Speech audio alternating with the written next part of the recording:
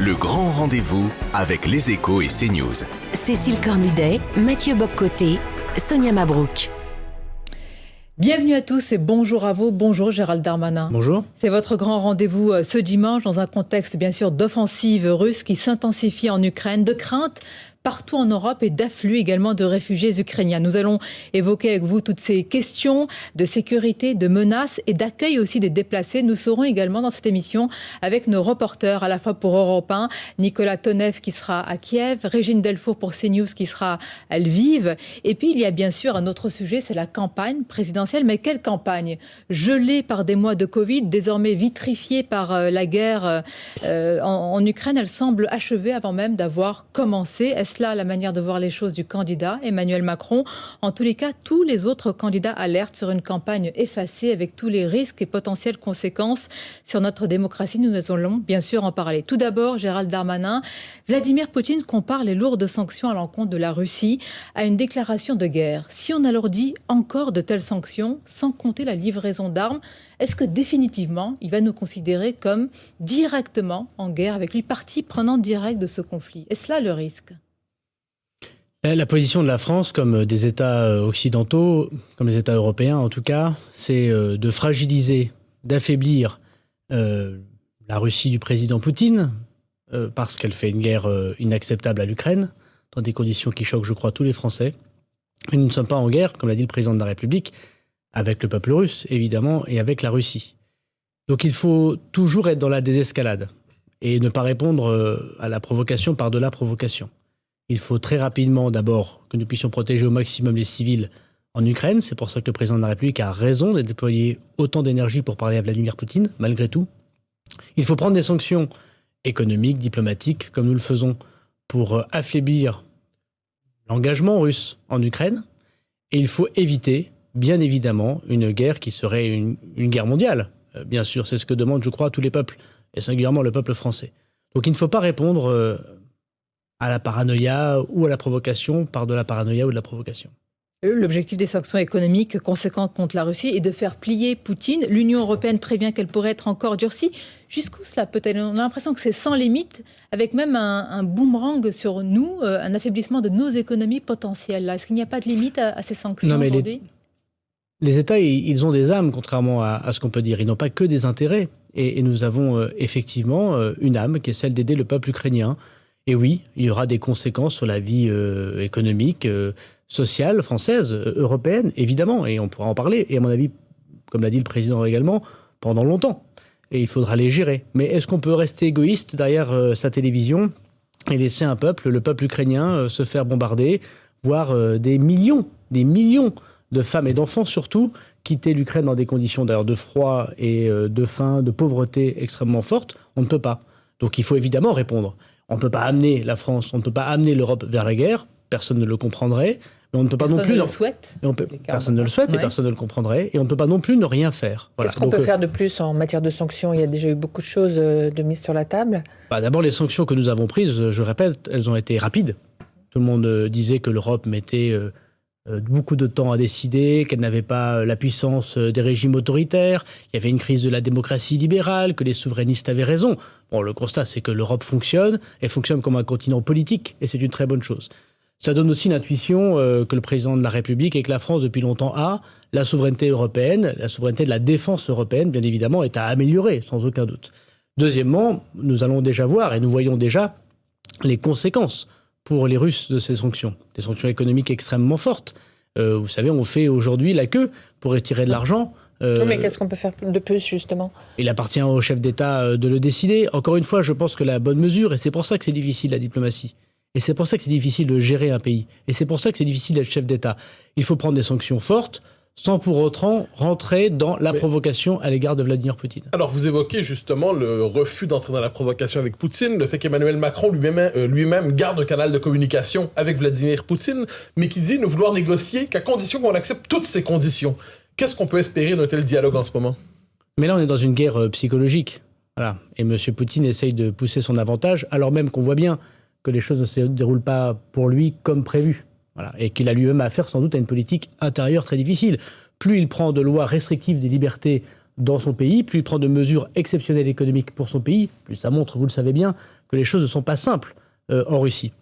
Donc, quelque part, l'augmentation du ton de M. Poutine est la démonstration du fait que les sanctions et que la façon dont l'Europe et les États-Unis fonctionnent, la communauté internationale fonctionne, font mal à l'action de Vladimir Poutine.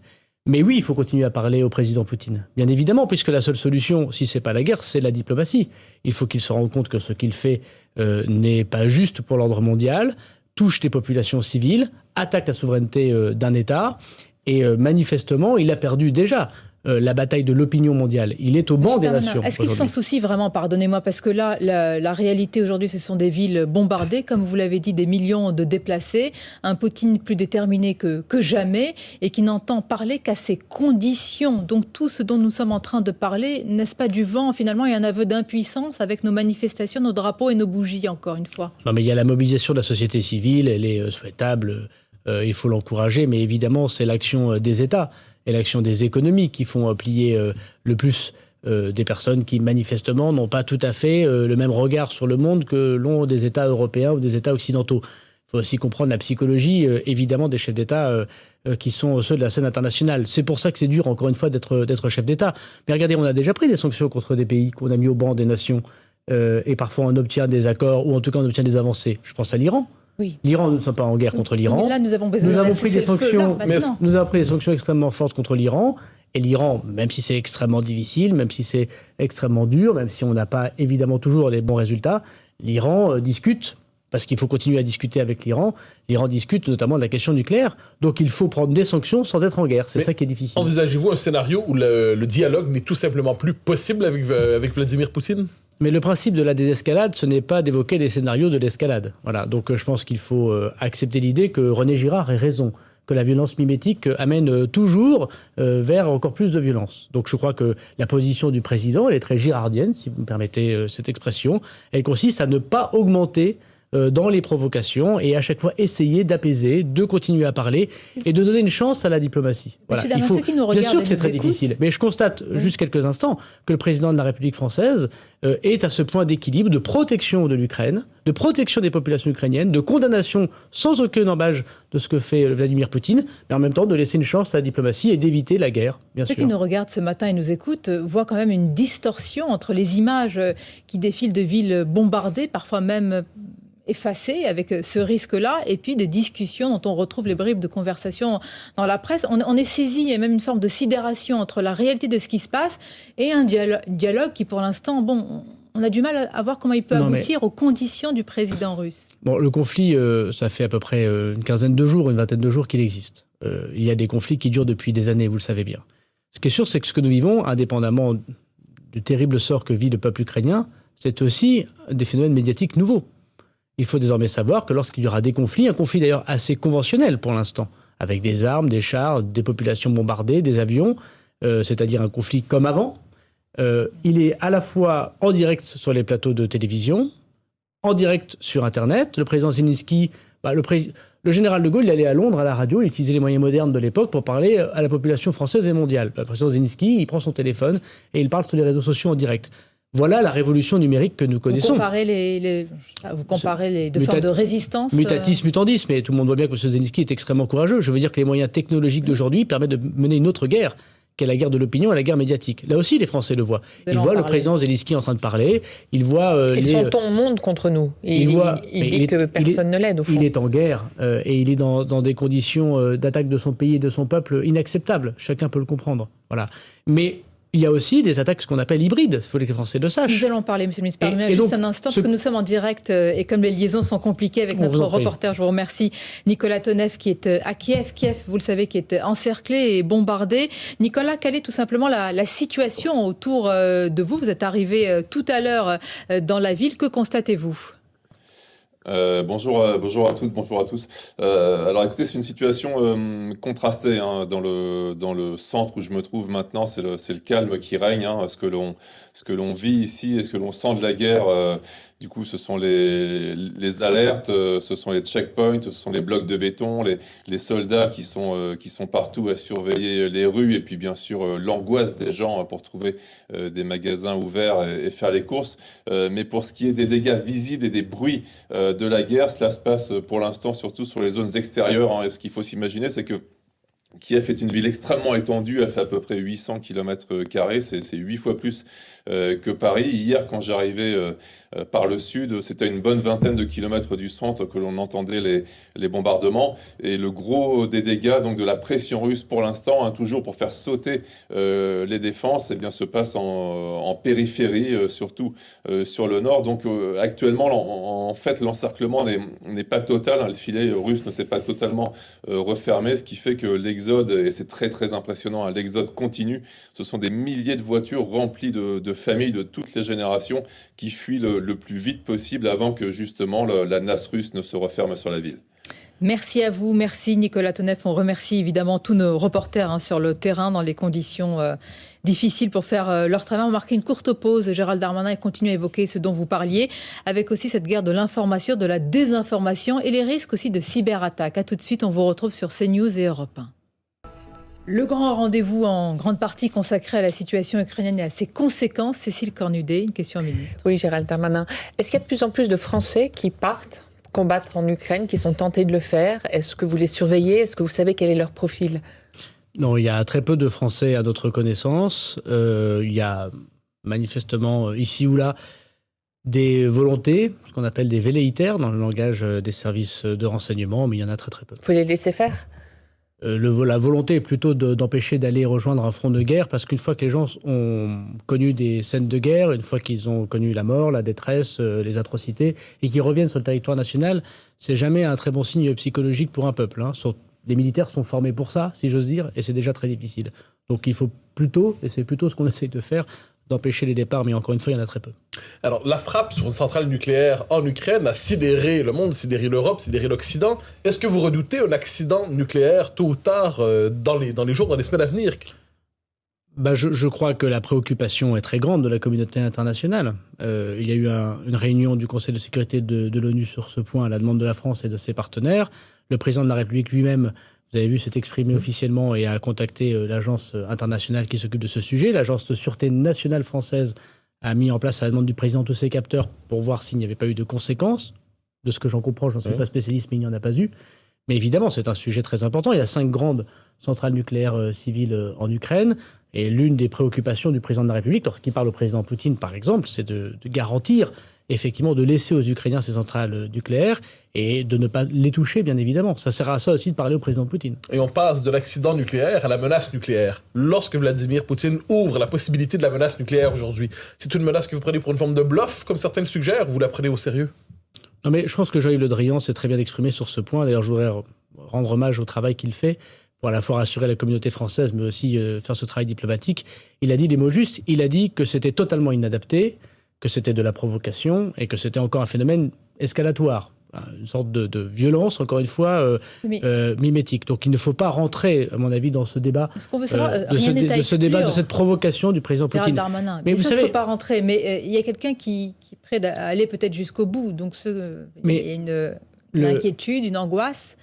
Je la sous-estime absolument pas. Vous savez, je suis un élu local. Hier, j'étais toute la journée dans le Nord, dans ma commune à Tourcoing. J'ai bien senti que la population française, les Tourquenois, posait des questions sur les risques de guerre. Évidemment, avoir une guerre avec la Russie, pour l'Ukraine, c'est pas anodin. Voilà, ça correspond à des images très anciennes, à ce qu'on voit dans les films, au scénario catastrophe. Des conséquences sur l'énergie. Au salon de l'agriculture, les agriculteurs du Nord évoquaient évidemment la question des céréales, la question des exportations. Il y a tout un tas d'angoisses qui se posent dans le peuple français, bien évidemment. Tout le monde parle de ça. Mais le rôle des chefs d'État, le rôle des responsables politiques, c'est justement d'essayer de rassurer sur cette angoisse, de dire que les choses sont difficiles, mais qu'on déploie matin, midi et soir notre énergie pour que la paix l'emporte à la fin. Voilà. Donc je sais qu'il y a une angoisse, mais notre travail, ce n'est pas de rajouter de l'angoisse à l'angoisse. Notre travail, c'est d'essayer d'apaiser, de rassurer, de tenir le rang de la France dans le monde, dans le concert des nations, et de faire le travail que fait le président de la République. Peut-être une question que nos compatriotes se posent. Est-ce que finalement, par rapport à tout ce qui est en train de se passer, l'une des cartes, ce serait d'espérer, est-ce que nous en sommes là, une révolution de palais, voire plus, disent certains, une neutralisation de Vladimir Poutine. Est-ce que la question se pose ou est-ce qu'elle vous choque? Non, mais là encore, je pense que le principe de la désescalade, ce n'est pas faire des provocations d'un côté et de l'autre de l'Ukraine. Vous savez, la difficulté de notre situation, c'est que la Russie, l'Ukraine, c'est l'Europe. C'est culturellement l'Europe, en tout cas. Le général de Gaulle disait de l'Atlantique à l'Oural. Les Français le savent bien. C'est bien que où vont le million de réfugiés aujourd'hui? Ils vont en Pologne, ils vont en Hongrie. Ils prennent l'avion de Ryanair de Varsovie pour ensuite venir à Beauvais, les réfugiés ukrainiens. Ils les voient, c'est à côté de chez nous. Et donc, cette angoisse de guerre qui touche tous les conflits mondiaux est encore plus aggravée du fait que c'est sur notre continent, à quelques heures. Enfin, quiconque est allé une fois peut-être à Kiev ou à Moscou comprend que c'est une Europe... Je me demande si tous les scénarios sont sur la table. C'est une Europe un peu différente que celle que nous connaissons en France, mais c'est une Europe quand même, il n'y a aucun doute. Donc, on voit bien que c'est un conflit qui touche la famille européenne. Donc, je pense qu'il ne faut pas rentrer dans l'escalade... même si on a tous envie de dire, il faut que ça s'arrête très vite en Russie pour le président Poutine. Ce n'est pas la question. Notre travail, c'est, le président Poutine est un dirigeant mondial qui a une grande expérience, c'est de retrouver la raison le plus possible et de lui offrir une sortie. Parce que je crois que l'une des difficultés aujourd'hui, c'est qu'on voit bien qu'il y a une forme, en tout cas on peut le deviner, c'est ce que disent aussi les Français, une forme d'enfermement du président Poutine. Soit il va jusqu'au bout à la guerre en Ukraine et il est totalement au banc des nations et il fait des massacres civils. Jusqu'au bout, ça veut dire quoi? Jusqu'au bout, c'est-à-dire annexer toute l'Ukraine. Même le bombardement des populations civiles. Voilà, c'est ça qui est absolument inacceptable. Ou alors il se retire parce que simplement on lui a dit qu'il fallait qu'il se retire. Et donc évidemment, on imagine peu le président de Poutine le faire directement. Donc il faut une solution diplomatique. Et c'est ça l'action des chefs d'État. C'est de trouver des solutions à des problèmes qui paraissent insolubles. Il y a une dimension cyber dans l'attaque de Vladimir Poutine. Est-ce que, du coup, vous avez des inquiétudes de ce point de vue-là sur la campagne présidentielle française ? Alors, nous sommes en tout cas extrêmement vigilants. Donc, il y a deux types de possibilités. Il y a la propagande extérieure qui vient bousculer la vie démocratique. Alors, pas que française. Il y a des élections en Hongrie, il y a des élections à Malte, mais évidemment en France. De ce point de vue, nous sommes préparés. Le président de la République, dans un conseil de défense, voilà quasiment 2 ans, a demandé la création de Viginium, qui est auprès du secrétaire général de la Défense nationale et dont le travail, c'est de percevoir désormais les venus de l'extérieur de propagande pour essayer de démêler le faux du vrai. Ça a été fait d'ailleurs en parfaite connaissance de tous les partis politiques. Et puis il y a les attaques cyber, au sens changement, impossibilité d'organiser des élections, par exemple. Donc ça, c'est le travail du ministre de l'Intérieur. Moi, tous les 2 jours, je réunis l'ensemble des directeurs du ministère de l'Intérieur sur tous les sujets qui nous concernent, et ils sont nombreux. Et nous nous protégeons au maximum, évidemment, et nous avons des scénarios, évidemment, si jamais nous devions voir des attaques qui, pour l'instant, n'existent pas contre le système du ministère de l'Intérieur. Il y a beaucoup de réunions, mais pour quel résultat concret ? Et nous sommes prêts. Pour l'instant, vous savez, la campagne présidentielle se déroule comme prévu. Pour l'instant, je constate que les attaques cyber n'ont pas touché la France, même si elle en a eu, elle a su se protéger. Voilà, que les aéroports fonctionnent, que les hôpitaux fonctionnent. Et il n'y a pas des personnalités ciblées. Et il faut faire attention à tout. Après, le principe de ce genre de choses, c'est de ne pas dévoiler nos propres versions défensives. En tout cas, je peux vous assurer qu'on y travaille matin, midi et soir. Alors, vous avez dit quelque chose de très intéressant, très important. J'aimerais y revenir. Vous avez parlé de désescalade, de solutions diplomatiques, de trouver une porte de sortie pour Vladimir Poutine. À travers tout ça, est-ce que ça veut dire à terme une réintégration de Vladimir Poutine dans le concert des nations et une poignée, pardonnez la formule, une poignée de main avec lui au moment de rétablir la paix? Vous voyez que là, on n'en est ni là.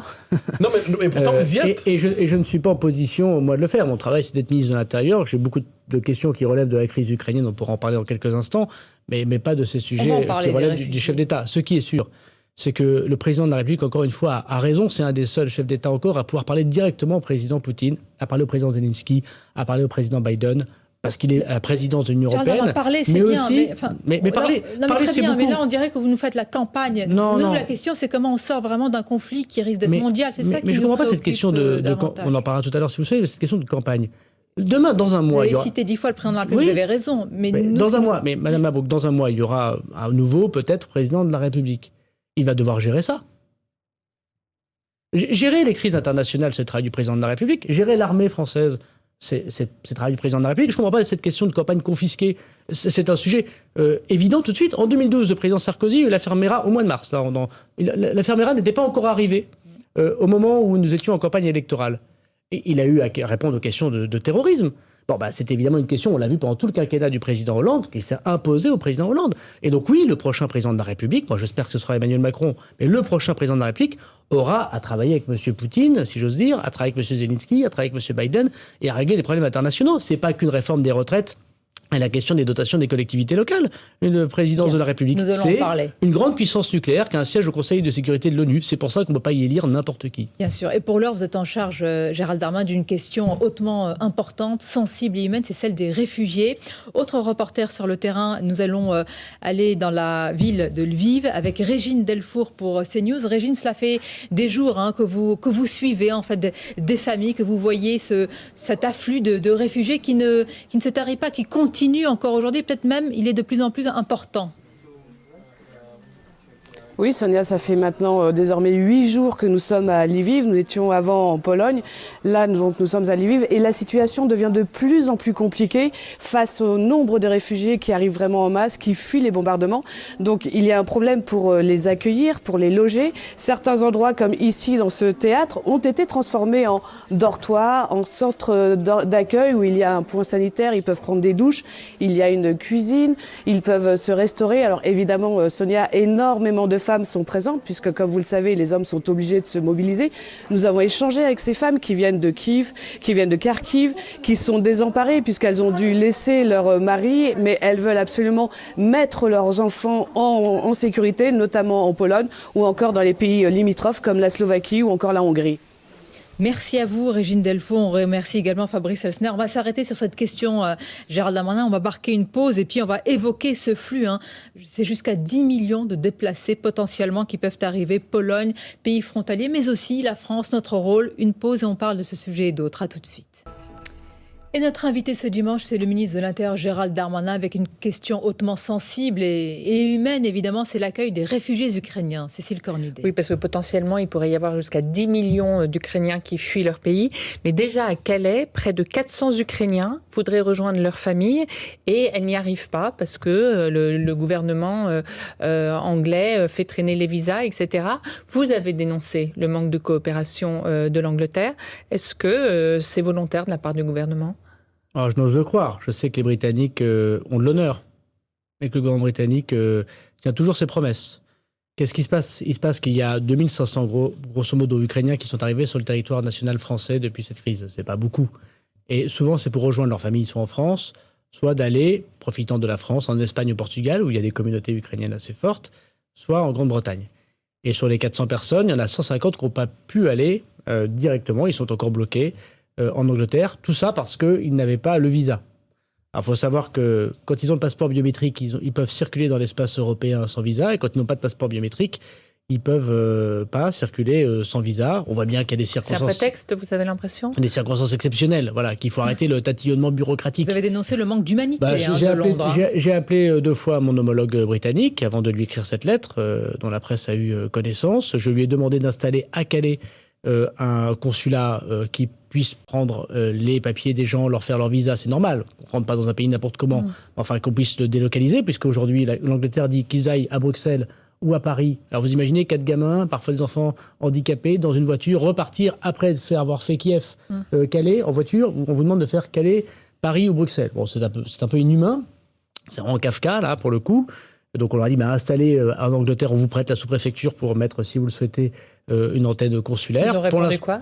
Pour l'instant, c'est on va voir. Ça fait maintenant 4 jours. Je voudrais remercier la maire de Calais et la sous-préfète de Calais qui accueillent ces familles dans des conditions difficiles, mais avec beaucoup d'humanité. Voilà, Natacha Bouchard. Maintenant, ça suffit. Voilà, il faut que les Anglais mettent en lien leur discours. J'ai entendu les grands discours généreux de M. Johnson et les faits. Aujourd'hui, il y a 150 familles, notamment des enfants, qui sont bloqués à Calais. J'espère que cette émission va permettre aux Anglais d'ouvrir un peu les bras et d'arrêter de faire du tatillonnement technocratique. Mais disons les choses clairement, ça veut dire qu'ils ne veulent pas accueillir les réfugiés ukrainiens. On a du mal à croire que 400 familles soient bloquées et qu'on ait du mal à... J'imagine. On demande un visa quand même à des réfugiés non, mais je pense que des bombardements. Je crois que c'est l'administration dans tout ce qu'elle a de plus tatillonne, et ça peut arriver en France. Ce n'est pas politique alors. Je l'espère pas. Parce que sinon, ça veut dire quoi ? Ça veut dire qu'on pousserait une nouvelle fois des gens de prendre des small boats pour traverser l'Angleterre. C'est absolument pas ce que... La Manche, pardon. C'est absolument pas ce que veut, j'imagine, le gouvernement anglais, puisqu'il dénonce ces small boats. Donc voilà, j'espère qu'il n'y a pas de cynisme. Franchement, j'ai une très bonne relation avec Mme Patel. Je suis sûr que c'est une femme de bien. Elle va résoudre ce problème, mais il faut qu'elle le résolve vite maintenant. Alors, il y a un accueil, en ce moment, une volonté d'accueil très forte en France par rapport aux réfugiés ukrainiens. Êtes-vous surpris? Parce que normalement, il y a des réserves assez marquées envers les mouvements migratoires, envers les mouvements des réfugiés, les clandestins, les termes sont nombreux. Là, êtes-vous surpris de la volonté d'accueil très forte en France par rapport aux réfugiés ukrainiens? C'est vous qui êtes surpris, hein, c'est pas moi. Hein. Ah non, plusieurs sont surpris. Ouais, Marine Le Pen, j'ai constaté. Je confesse une surprise qui est présente dans l'espace public. Je vous demande si vous l'êtes aussi. Non, c'est vous-même, puisque vous le dites très souvent. Moi, je ne suis pas surpris de la générosité, de la solidarité du peuple français. Je suis très choqué d'ailleurs que Mme Le Pen puisse dire les Ukrainiens, on les accueille, mais pas les autres. Bon, je ne suis pas du tout surpris. On a accueilli depuis 2015 2,5 millions en Europe de réfugiés. Des Irakiens, des Syriens, des Afghans. Regardez ce qui s'est passé pour... Vous allez nous dire que vous réservez le même accueil. Mais nous avons accueil, mais la France... Je veux dire, il y a deux poids, deux mesures, c'est évident. Non, je crois qu'il y a une différence. Si vous voulez qu'on aille plus loin, parce que certains disent que c'est des réfugiés qui sont blancs, qui sont chrétiens, c'est une immigration européenne qui n'est pas la même. Encore une fois, je pense que vous répétez votre propre point de vue. Moi, je constate... Absolument pas, ne nous faites pas ce procès, je vous pose une question, vous l'avez entendu dans le débat public et politique. Mais moi, je constate la solidarité des Français. Moi, j'ai d'autant plus que j'étais maire en 2015 de Tourcoing. Tourcoing a accueilli... des Afghans, des Syriens et des familles françaises venaient demander de le faire. Voilà. Alors après, il y a aujourd'hui en Ukraine une situation, encore une fois, qui est européenne. Les réfugiés sont à côté de chez nous. Quand ils quittent l'Ukraine, c'est pour venir en Pologne, en Hongrie, en Roumanie, en Slovaquie. C'est effectivement pas tout à fait pareil que quand ils quittent l'Afghanistan pour aller en Turquie, pour aller au Pakistan. On se souvient des phrases du président qui avait dit qu'on ne pouvait pas accueillir évidemment tout le monde. C'est pour ça qu'on vous met en contradiction. C'est pareil pour les Ukrainiens, on ne peut pas accueillir tout le monde. Et la on va accueillir de notre part. Française de l'Union européenne, ça devait justement réformer Schengen pour contrôler davantage nos frontières. Mais vous avez vu, vous avez quand même changé de ton. Mais non, mais pas du tout. Pas du tout. Ce n'est pas le nôtre. Regardez ce que nous avons fait jeudi au Conseil des ministres de l'Intérieur européen. Alors, la presse en a très peu parlé, mais c'était un pas magnifique de géant. En 4 jours, on a su débloquer une protection temporaire. C'est-à-dire qu'on ne donne pas l'asile aux gens, parce qu'ils ont une vocation à retourner dans leur pays quand ce sera la paix. Donc en plus, on n'est pas naïf, on ne donne pas l'asile à tous les Ukrainiens. On leur donne une protection temporaire. En 4 jours, l'Europe l'a décidé, pour toutes les personnes qui fuient l'Ukraine, non seulement les Ukrainiens, mais également les étrangers qui se trouvent également en Ukraine. Il y a des étrangers qui se trouvent en Ukraine. L'Europe a été rapide, a été efficace, et par ailleurs, on a réaffirmé les contrôles d'identité. Évidemment que toute personne qui vient d'Ukraine, qui arrive sur le territoire européen, doit être contrôlée, regarder s'il ne s'agit pas, ici ou là, de passagers, entre guillemets, clandestins qui voudraient commettre des attentats à notre pays. On peut penser à une partie radicalisée de Tchétchènes, par exemple. Donc on a à la fois plus de contrôle... sur ce dont vous... La grande confiance n'exclut pas un petit contrôle. Voilà. Donc, ce que font les Polonais, c'est remarquable, ce que font les Polonais. Les Polonais, les Hongrois, les Roumains. Je vais d'ailleurs jeudi, à la demande du président de la République, en Pologne et en Roumanie, pour apporter une nouvelle fois le soutien, comme l'a fait Jean-Yves Le Drian de la France, et notamment un soutien de sécurité civile. 40 tonnes de médicaments et de tentes qui sont arrivées, par exemple, en Pologne. Je veux dire que les Polonais, dont on disait d'ailleurs beaucoup qu'ils refusaient... Vous disiez beaucoup. Dont on disait beaucoup qu'ils refusaient. Vous nous avez dit que c'était le vôtre. Vous disiez sur la Pologne qui n'accueille pas, qui ferme. Aujourd'hui, elle accueille à bras ouverts et on s'en félicite tous d'ailleurs. Y compris très récemment, parce qu'il y a eu des polémiques sur des prétendues discriminations à la frontière entre l'Ukraine et la Pologne, en disant qu'ils acceptaient les Ukrainiens, mais pas, par exemple, les personnes de couleur noire. Bon, d'abord, je constate que le Haut Conseil du réfugié lui-même a dit que ce n'était pas vrai. Je n'ai aucune information dans ce sens. Nous avons posé la question au ministre polonais au Conseil européen. Il a évidemment évoqué le fait que ce n'était pas vrai et que, par ailleurs, c'était sans doute une propagande russe pour diviser les Européens. Donc nous ne divisons pas à ce moment précis, mais justement, nous faisons des pas de géant, si j'ose dire, comme économiquement on l'a fait pendant la crise Covid sur la dette commune. Nous faisons des pas de géant sur la protection des frontières et notre politique unique d'asile en Europe à la faveur d'une crise. On peut toujours regretter que l'Europe avance que par les crises. Mais regardez ce qui s'est passé cette semaine. 2 conseils des ministres de l'Intérieur européens ont obtenu un accord en 4 jours. Peut-on parler de cet accord? Est-ce qu'on peut dire que c'est une forme d'asile, donc désormais accordée aux Ukrainiens? Je crois que c'est valable pendant 6 mois, renouvelable jusqu'à 3 ans. Pourquoi pas un asile traditionnel finalement? Parce que l'asile traditionnel, c'est la vocation de rester durablement sur le territoire national. Quand les opposants iraniens... La possibilité de retrouver des gouvernements démocratiques en Iran est assez lointain, donc nous accordons l'asile. Si demain il y avait des dissidents russes qui condamnent fortement M. Poutine, qui sera en danger dans un pays qui demanderait l'asile en France, on leur accorderait évidemment. Malgré ce qu'on peut espérer comme changement de la politique russe, ce ne sera pas forcément demain la veille. En revanche, on a tous vocation à voir que l'Ukraine, et c'est pour ça qu'on se bat, reste un État souverain dans lequel les Ukrainiens vont décider de leur avenir. Donc c'est une protection temporaire, effectivement, entre 6 mois et 3 ans. Si au bout de 3 ans, la situation dure, eh ben, nous regardons ce qu'on peut faire pour faire l'asile, évidemment. Mais 3 ans, ça nous paraît... Qu'est-ce que ça leur donne accès en droit, en prestations en France? D'abord, ils peuvent ramener, s'ils le souhaitent, leur famille, y compris leur famille si elle est étrangère. Deuxièmement, un accès au logement. Troisièmement, un accès à ce qu'on appelle l'ADA. C'est un minimum social d'à peu près 400 € pour survivre. Donc, c'est vraiment pas grand-chose, mais ça existe bien sûr. Qui peuvent travailler. C'est pas le cas des demandeurs d'asile. Les demandeurs d'asile ne peuvent pas travailler pendant la demande d'asile. Là, ils peuvent travailler. Donc, vous voyez, c'est une protection qui est d'ailleurs valable pour tous les pays européens. Donc, il n'y aura pas de concurrence entre l'Italie, la Pologne, la Hongrie, la France pour savoir lequel est le mieux disant social. Voilà. Et parfois, on a ce débat public qui existe. Ce sera la même protection partout sur le territoire européen. Encore une fois, je pense que ça montre l'humanité et la non-naïveté de l'Europe, qui a été extrêmement efficace. Et à l'instant, c'est l'ONU qui précise qu'en 10 jours, ce sont plus de 1,5 million de réfugiés et de déplacés. Vous avez indiqué aussi, Gérald Darmanin, que c'est une guerre de l'information et de la désinformation. Il y a eu la fermeture, notamment en France, de la chaîne RT France. Il y a le site Sputnik. Est-ce que vous considérez que ce sont je mets ça entre guillemets, des armes de guerre, de désinformation, de propagande, selon vous? Évidemment. Sans aucune nuance. Écoutez, moi, j'avoue que je regardais peu RT et peu Sputnik, mais vu les débats médiatiques et les débats politiques, je me suis amusé à regarder ça.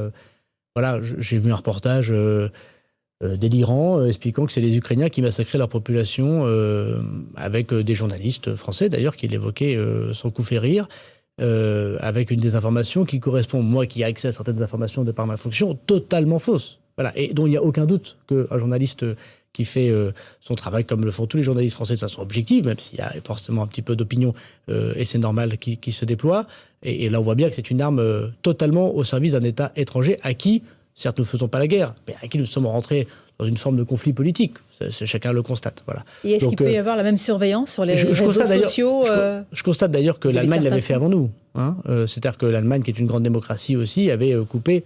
Vous le savez bien, le fil pour RT. La décision est venue de l'Europe, de l'Union européenne. Oui, mais l'Allemagne l'a fait avant nous, et puis ensuite l'Europe l'a fait à la demande du président de la République. C'est une très bonne chose, bien évidemment. Donc, bien sûr, ce sont des outils de propagande inacceptables. Voilà. Mais est-ce que RT et Sputnik causaient déjà problème auparavant, ou c'est simplement des situations de conflit qui font en sorte qu'on doit les fermer aujourd'hui? La démocratie, la grandeur de la démocratie française, c'est pour ça qu'on est un peu loin des débats sur y a-t-il une dictature sanitaire en France. Chacun voit ce que c'est désormais qu'une démocratie et ce que n'est pas une démocratie. J'espère que cette crise a permis de faire un peu cette pédagogie. Bien sûr qu'il y a déjà des journaux, des opinions qui étaient très défavorables à ce que faisait la France et ce que font les Français. Mais une grande démocratie doit accepter le fait que des gens soient défavorables à ce que vous faites. La grandeur de la démocratie, c'est que les gens qui sont pour la dictature peuvent le dire. La difficulté de la dictature, c'est que les gens qui sont pour la démocratie, on les enferme. Donc c'est un peu la différence. Mais là, on voit bien qu'on est dans autre chose. On était rentré dans autre chose qui était une guerre d'opinion, une guerre médiatique, comme vous l'avez extrêmement bien dit, et dont tous les renseignements européens et français nous disaient qu'elles étaient utilisées non pas pour informer, non pas pour créer le débat d'opinion, mais pour lutter contre les intérêts français. Voilà. Donc je pense qu'il faut être patriote aussi à un certain moment. On est très heureux que l'Europe soit patriote. Vous savez, le grand débat démocratique, c'est très intéressant. La supériorité de la démocratie, c'est est-ce qu'elle est capable, en temps de guerre, en temps de conflit, en temps de difficulté, de prendre des armes d'autorité. Voilà, c'est quand même le débat qu'on a tous. Voilà, on voit que l'Europe, c'était pas évident, et la France, comme les partenaires européens de la France, sont capables de prendre ces armes d'autorité. C'est une très bonne chose. La démocratie est un très beau et grand régime. Alors, vous avez raison de le souligner. Affirmons et réaffirmons que Poutine est le seul envahisseur-agresseur. Il n'y a pas l'ombre d'un doute sur ce sujet. Toutefois, est-ce que, par exemple, ce qui se passe au Donbass depuis quelques années, est-ce qu'en parler, c'est faire de la désinformation ou au contraire, c'est voir tout ce conflit avec une focale un peu plus large? Mais pendant très longtemps, je crois que tout le monde a pu en parler très largement, y compris RT et Sputnik. Mais ma question a été assez simple. Est-ce que on ne trouve pas hallucinant ce qui se passe actuellement en Russie, où vos confrères sont désormais, si j'ai bien compris, sous la loi pénale qui consiste grosso modo à dire si on n'est pas conforme aux informations d'État. Je vais extrêmement vite. Les Russes n'ont plus aucune information aujourd'hui. Je vais extrêmement vite en le disant, mais du coup, on peut les punir de prison. Voilà, c'est quand même la proportion est un peu différente. Voilà, je pense que c'est un régime qui n'est pas totalement démocratique. Voilà, donc je crois que la France et l'Europe ont pris de très bonnes décisions. Vous le qualifiez comment précisément, ce régime totalement démocratique? On a compris que c'est un euphémisme, évidemment, dans votre bouche. Moi, encore une fois, vous gardez de ce genre de qualificatif? Il ne faut pas rentrer non plus dans une guerre des peuples. Voilà, la Russie est un grand peuple européen. Il a vocation, je crois, à rester proche du continent européen, pas se rapprocher de la Chine, pas être en guerre dans le monde. Voilà. Mais nous devons évidemment rentrer aujourd'hui dans une phase où on comprend que les dirigeants russes, amènent le peuple russe vers un conflit qui n'a pas d'issue. Voilà. Et donc on doit parler au peuple sans insulter ce grand peuple, voilà, européen.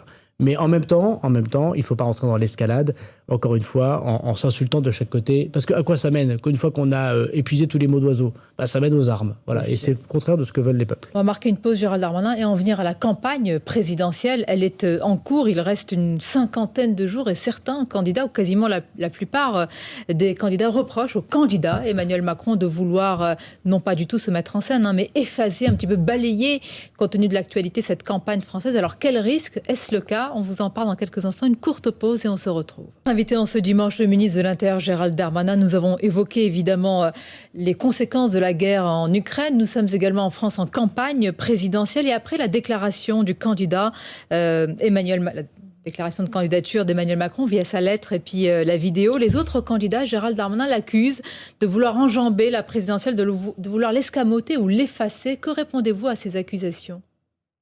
Non mais c'est une plaisanterie. J'ai regardé avant de venir dans votre émission, Madame Le Pen, ça fait 2 ans et demi qu'elle est en campagne électorale. Ça fait 2 ans et demi qu'elle a dit qu'elle était candidate. Monsieur Zemmour, ça fait grosso modo 1 an. Si on part du principe que le faux suspense qu'il avait était en fait une préparation de déclaration de candidature habile. Enfin, une déclaration de candidature quand même. Monsieur Mélenchon, quasiment dès le lendemain de l'élection présidentielle de 2017. Les LR ont fait une longue primaire qui a été retransmise, et c'est bien naturel, sur les écrans de télévision. Depuis désormais 8 mois, on discute des LR. Bon. Cette campagne, elle est lancée depuis très longtemps. Et ça fait très longtemps que le président de la République est attaqué d'ailleurs par les oppositions.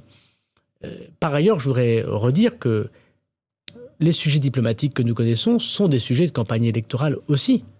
Ça fait partie du champ de compétences du président de la République que de gérer les affaires du monde. C'est même d'ailleurs pour ça qu'on a tous choisi, me semble-t-il, une grande partie, le général de Gaulle en 58. C'est parce que nous sommes reprochés, c'est de ne pas accepter de débattre, c'est de se mettre au-dessus de tous de par sa fonction présidentielle et d'imaginer qu'on peut enjamber une présidence. Mais il n'y a pas question d'enjamber. Le président de la République a dit lui-même qu'il débattrait, qu'il pourrait avoir la controverse. Il a même dit... pas avant le premier tour. J'y participerai. Heureusement, des débats, il y en aura évidemment. Il y en aura. Donc, avec Emmanuel Macron. C'est au président de la République que de voir. Donc, moi, je constate personnellement, ça fait un petit moment que je suis militant en politique, il n'y a jamais eu un président de la République qui a débattu avec d'autres candidats au premier tour dans n'importe quelle élection que j'ai regardé à la télévision. Si vous en connaissez un, alors peut-être que les temps changent, c'est une autre question. Mais en tout cas, ne disons pas, il ne fait pas comme les autres. Voilà. Bon. Donc... vous savez, le président de la République, il a même accepté de débattre face à Marine Le Pen quand Jacques Chirac ne voulait pas le faire pour Jean-Marie Le Pen entre les 2 tours de l'élection. Donc le président de la République est rentré en campagne, mais en même temps, chacun le comprend, il gère les affaires du monde. Mais on n'avait pas ce débat lorsque les candidats aux élections régionales étaient pendant le Covid. Ils étaient à la fois en candidature régionale, ils géraient leur région, ils géraient le Covid, ils distribuaient des masques, et puis en même temps, ils étaient candidats aux élections régionales. Personne ne leur a dit qu'ils étaient illégitimes ou qu'ils fuyaient le débat. Donc je pense qu'il faut rester raisonnable et être à la hauteur du moment, puisque les démocraties, justement, sont regardées. Être à la hauteur? C'est être dans l'union nationale et l'union sacrée avec le président de la République, puisqu'il Non, gère... mais c'est pas de trouver des arguments d'estrade. Regardez la campagne des parrainages. Voilà. Pendant longtemps, on a dit, mais on les a pas, et finalement, tout le monde les a eus. Bon, tant mieux, je m'en félicite pour la démocratie. Vous avez raison, presque tout le monde. Enfin, M. Zemmour, Mme Le Pen et M. Mélenchon en particulier.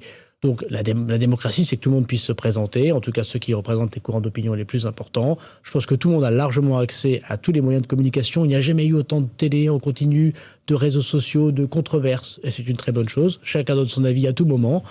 Et donc nous irons à la campagne, je crois, en ayant l'envie de pouvoir discuter avec les Français. Moi, je le fais dès lundi dans mon département. Mais vous êtes ministre, mais c'est le candidat que les Français veulent voir décliner leur projet. Non, mais il y a les invitations. Du candidat, mais vous entendez quand même ceux qui alertent sur les conséquences d'une campagne qui serait, je ne dis pas que c'est de fait du président candidat, mais effacée par tout cela, avec des risques de grosses difficultés pour la suite. Mais moi, je pense que le président de la République n'a pas gagné par avance l'élection présidentielle, et que je pense que le risque est grand, notamment au second tour, je le pense vraiment, qu'un candidat d'extrême droite, Madame Le Pen ou Monsieur Zemmour, puisse être... je comprends aussi les difficultés du peuple, j'en suis issu. Mon poste me pousse à le voir. Ça fait longtemps que je dis qu'il faut davantage encore d'écoute des classes populaires.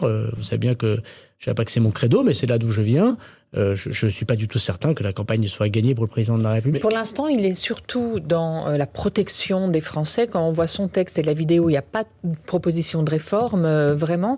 Est-ce que la situation est trop fragile, trop dure pour les Français pour porter ça? Ou est-ce qu'il faut encore qu'il soit réformateur et qu'il mette dans le débat des sujets un peu disruptifs, comme il disait en 2017? N'ayons aucun doute que le président de la République a un projet qui n'est pas encore connu. Il s'est déclaré voilà 48 heures.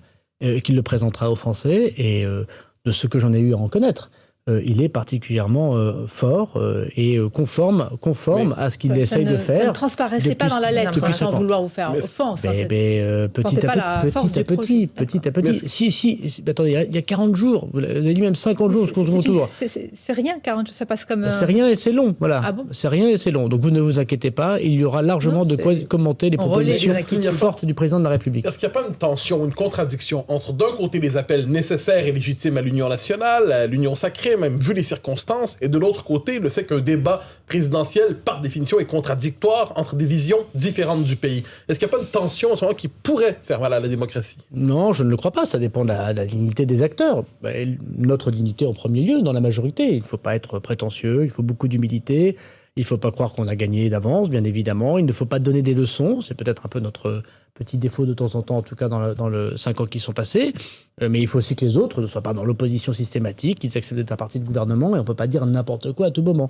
Donc il doit avoir une dignité. Vous savez, là, c'est les acteurs qui font, si j'ose dire, la démocratie. Voilà, c'est pas simplement les institutions. Donc vous avez raison, ça peut être un risque, mais en même temps, je crois que chacun a vu que l'heure était grave. Ce qui est certain, moi, je constate, c'est que pendant l'année qu'on a passée, c'est le président de la République qui a été la cible de toutes les attaques.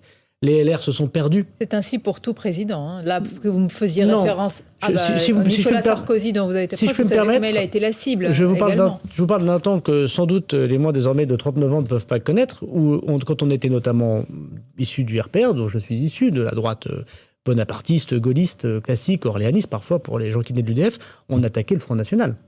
On attaquait ses représentants. On ne disait pas qu'au second tour, on pouvait voter pour eux. Voilà. Donc, je crois qu'il s'est passé quelque chose. Le président de la République, depuis le début de son mandat, et c'est bien normal. Mais ça gagne depuis un an, alors que M. Zemmour et Mme Le Pen sont très très hauts dans les sondages. C'est lui l'objet des attaques. Ça n'a pas été le camp de l'extrême droite. Et d'ailleurs, je crois que les LR s'en mordent les doigts aujourd'hui. Ils voient bien désormais que leur sujet n'était pas le président de la République, mais comment ils ne parlaient plus à leurs propres partisans, qui en très grande partie, je crois, sont venus soutenir le président de la République. Et pour les plus radicaux d'entre eux, sont venus soutenir M. Zemmour ou Mme Le Pen. Donc je crois que le président de la République, ça fait depuis de nombreux mois qu'il est l'objet d'attaques politiques. On constate qu'il tient la barre. Il a tenu la barre du Covid. Il était en face de la crise sociale des Gilets jaunes, dont chacun sait qu'elle vient de très loin. Et aujourd'hui, il est, et c'est pas lui qui l'a choisi, dans un conflit avec l'Ukraine. C'est pas le président de la République qui a choisi que M. Poutine envahisse l'Ukraine à 1 mois et demi de la campagne présidentielle. Tout le monde le subit. Bon, alors qu'est-ce qu'il faudrait faire? Reporter l'élection présidentielle? On dirait qu'il confisque la démocratie. Maintenir l'élection? Évidemment, c'est constitutionnel et c'est ce que nous faisons. On dit que le débat est privé. En gros, quoi qu'il fasse, il a tort. Donc je pense que les Français, dans leur grande sagesse, ont compris qu'il était un grand chef d'État. Ça n'empêchait pas de parler de la réforme des retraites, des réformes économiques, de baisser les impôts. Il ne parle pas du tout dans sa lettre aux Français de vos sujets. Ça par va venir. Un mot de sécurité, par un mot d'immigration. C'est tout à fait faux. C'est tout à fait faux. Il a cité les policiers et les gendarmes dans la lettre. Et il ne cite aucune proposition de réforme. Et par ailleurs, il faut qu'il y en ait dans cette campagne. Et par ailleurs, le président... Et le président, le candidat, je ne suis pas son porte-parole, aura l'occasion de présenter son projet de candidat. Moi, je n'ai pas vocation peut-être à l'accompagner la prochaine fois s'il le souhaite. Donc, laissons le candidat présenter son projet de candidat. Moi, je souhaite d'être un ministre de l'Intérieur à mon poste jusqu'au moment où on me remplacera si on me remplace. Parce que vous savez, la sécurité des Français, ça peut être à tout moment qu'elle peut être compromise. Il y a la crise ukrainienne et il y a la crise terroriste.